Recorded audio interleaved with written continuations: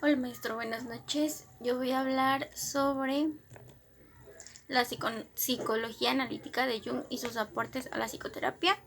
Y tenemos como primer punto el ingreso a las universidades, que en distintas universidades se habló de Jung y de su teoría, especialmente en Colombia, donde habían cátedras de Jung en las facultades de psicología. En la creación de centros de psicología analítica tenemos que el primer instituto de Jung se creó en 1948 en Zurich con el objetivo de adelantar estudios e investigaciones de la psicología analítica. Las sociedades psicoanalíticas se dan en distintos países, pero especialmente en Estados Unidos. Según su teoría, todos nacemos con una personalidad, ya sea introvertida o extrovertida, y dependiendo tu interés por el mundo, si es interior o por la realidad que los rodea. También nos dice que el ser humano puede orientarse en el mundo a través de 4 funciones básicas, que es el sentimiento, el pensamiento, la intuición y la sensación. El líbido, como la energía neutra, podría manifestarse en diferentes maneras, una de las cuales podría ser la sexual. También nos dice que una psicología que va de lo sano a lo particular, según Jung, afirmaba que lo correcto era una psicología general del ser humano normal para tratar de comprender al enfermo a partir del sano. Un inconsciente creativo para Jung era una fuente positiva que podía generar grandes beneficios, y el inconsciente se muestra como una fuente inalcanzable de creatividad que puede ser transmitida a la conciencia en forma de fuerzas de renovación y de transformación. En el ámbito transracional, Jung se interesa por la psicología del lado racional del ser humano como el método de asociación de palabras, que ese método lo inventó Jung. Era un test que eran de 100 palabras, en donde el paciente tenía que, el psicoanalista presentaba una serie de 100 palabras en donde el paciente tenía que contestar lo primero que se le viniera a la mente, y de ahí era como el psicoanalista iba asociando las diferentes palabras de las respuestas del paciente para poder detectar el problema. Eh, los principios generales de la psicología analítica son los opuestos y la autorregulación de la psique, y dice que cuando se produce una polaridad o unilateralidad en el reino consciente del individuo, su inconsciente reacciona de inmediato en sueños o fantasías intentando corregir el desequilibrio que está produciendo. Es decir, que muchas veces los humanos tratan de reprimir esas fantasías que no se ven como bien vistas ante la sociedad. La estructura de la psique. El modelo junguiano de la psique está compuesta por 3 partes, que es la conciencia, el inconsciente personal y el inconsciente colectivo. El inconsciente personal está formado por los arquetipos. Y bueno, los arquetipos tienen que ver con el que yo crea si soy hombre o mujer, y se conforman dependiendo de las experiencias que vayamos teniendo. Y bueno, en el inconsciente personal encontramos lo que son los complejos, la disposición central, el poder constelador, la prueba de asociación de palabras, que ya lo expliqué, y la licencia de la respuesta de medidas fisiológicas. Y también encontramos lo que es el inconsciente colectivo, que está conformado por los complejos. Los complejos y los arquetipos, según Jung, siempre había una relación funcional entre ellos, ya que es muy estrecha,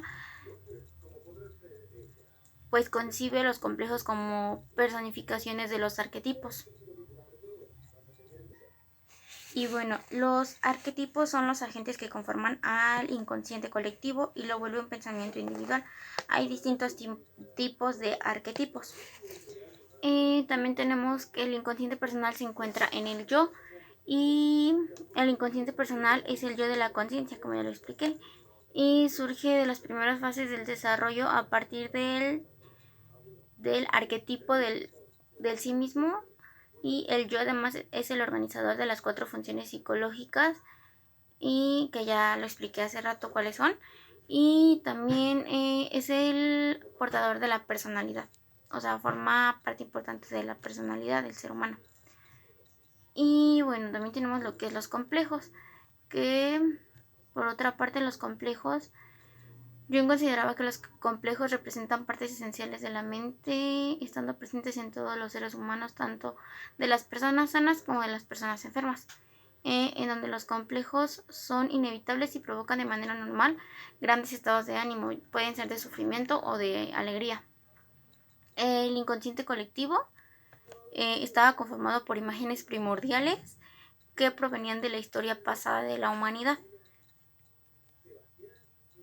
Y los arquetipos representan la posibilidad de ciertas ideas, percepciones o acciones que suceden ante determinadas circunstancias, dependiendo del entorno.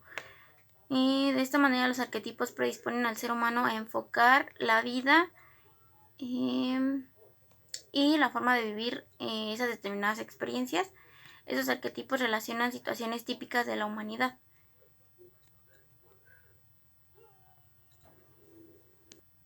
El inconsciente colectivo se encuentra más allá de la experiencia y es común se encuentra más allá de la conciencia y es común en la experiencia que tienen estas.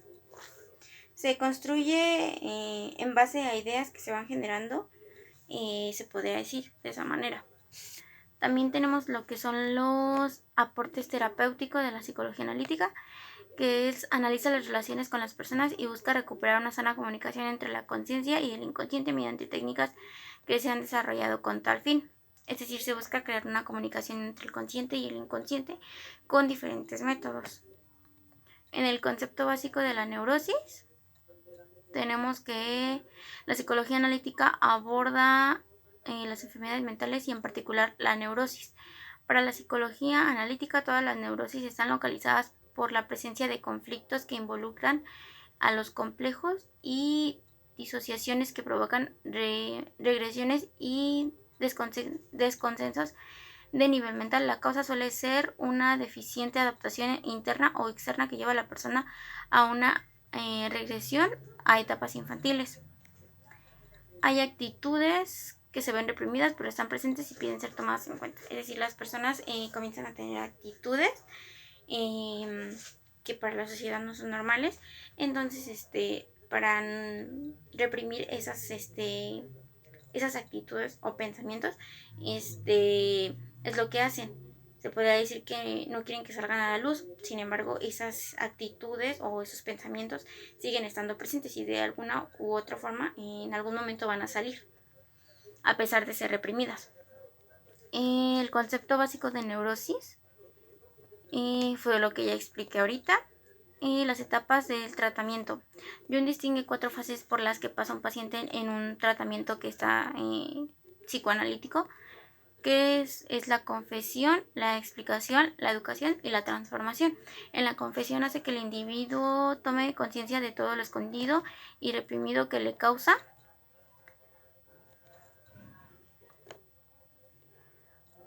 culpa y provoca un alejamiento, que era lo que ya lo había explicado. La sombra es el aspecto oscuro de nuestra personalidad, es decir, aquello que tenemos reprimido, que no queremos que salga a la luz, que no es tan bueno como debería de parecer, se podría decir. La explicación se trata de llevar a la conciencia a fantasías que nunca han estado ahí mediante la interpretación de los sueños. Se podría decir que aquí, en esta parte de la explicación, empieza como a darse cuenta de la interpretación de los sueños, que es cuando nosotros ya comenzamos a identificar qué es lo que significa cada sueño o qué es lo que cada sueño nos quiere dar a entender, que de una u otra forma cada sueño tiene un significado. También nos dice que el aprendizaje ayuda a tener un aprendizaje por medio de la interpretación de los sueños, y la transformación se refiere a una transformación de los pacientes para tener una vida sana que los conduzca por un camino pues adecuado. El proceso de la individualización es cuando es una forma de maduración y autorrealización de la persona liberado por sí mismo, y se caracteriza por la confrontación de los conscientes de algunos componentes del inconsciente, que es la persona, la sombra, el ánima, el animus y sus objetivos a diferenciar es el yo de todos estos complejos. El trabajo con la persona y la sombra son complejos que ayudan al tratamiento. La persona representa la máscara que debe utilizar el individuo dependiendo de su adaptación o su entorno. Y la sombra es todo aquello que somos y no nos damos cuenta. Es de todas esas características, ya sean buenas o malas, de las que nos identifican, sin embargo nosotros no nos damos cuenta. El ánima es un complejo que representa lo femenino. Como les comentaba, el ánima son imágenes arquetípicas del entorno femenino, del inconsciente de un hombre, y se describe como un aspecto del inconsciente masculino, pero con personalidad femenina. Es decir, la represión de las cualidades de tipo femenino representado en el inconsciente. Y el ánimo son las imágenes arquetípicas de lo masculino que están en el inconsciente de una mujer. Es la represión de las cualidades masculinas representando en el inconsciente. En la parte de la fuerza transformadora del símbolo, se dice que la psicología analítica es un símbolo que es un elemento fundamental para el proceso terapéutico, ya que opera como un verdadero motor transformador de energía que conduce a su vez a cambios positivos de la personalidad de los pacientes. Es decir, la fuerza transformadora del símbolo es ese proceso en el que está en el tratamiento y lleva consigo mismo cambios positivos en la personalidad de los pacientes que se encuentran tomando ese tratamiento de la terapia psicoanalítica, se podría decir. En la interpretación de los sueños encontramos que tiene un principio compensador de la psique, para lo cual se analiza un sueño tratando de verlo como una compensación de situaciones conscientes que está viviendo el individuo en el momento, que está determinado con lo que sueña. O sea, sí estamos conscientes de lo que está pasando con nosotros, pero al momento de nosotros tener ese sueño, se puede decir que estamos en una forma inconsciente, pero sin embargo ese sueño nos quiere decir o nos quiere reflejar algo en el momento de la situación en la que nos encontramos. Y este sueño pues busca transmitir un mensaje, obviamente. Por medio de la danza, la escultura, el arte y los dibujos son necesarios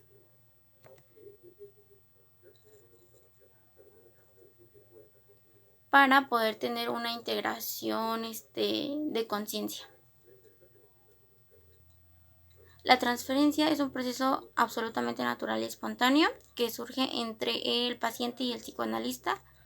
Esa transferencia, según yo, consiste en que el paciente deposita todos sus sentimientos, sensaciones y emociones en el psicoanalista para que el psicoanalista pueda profundizar más para ver el problema por el cual lo ha llevado a tomar esa terapia o cuál es el problema que lo aqueja. Jung recomendaba que en el tratamiento que se tomara, que tomaran los pacientes, fueran pocas sesiones o de vez en cuando se interrumpieran esas sesiones para que el paciente pudiera sobrellevarse a sí mismo sin necesidad de una ayuda externa, sino que más bien su ayuda fuera él mismo o misma y fuera interna, para poder saber qué tanta progresión ha tenido el paciente en todas esas sesiones de terapias. Existen 3 tipos de psicología analítica, que es la clásica. Su énfasis está en el papel fundamental del sí mismo como regulador y promotor de la totalidad psicológica, que busca el proceso de la individualización. La evolutiva, que es el desarrollo de la personalidad del sí mismo y el arquetipo. La arquetipal, que estudia los mismos aspectos que la evolutiva y enfatiza en el valor fundamental que tiene el concepto arquetipo y en su utilidad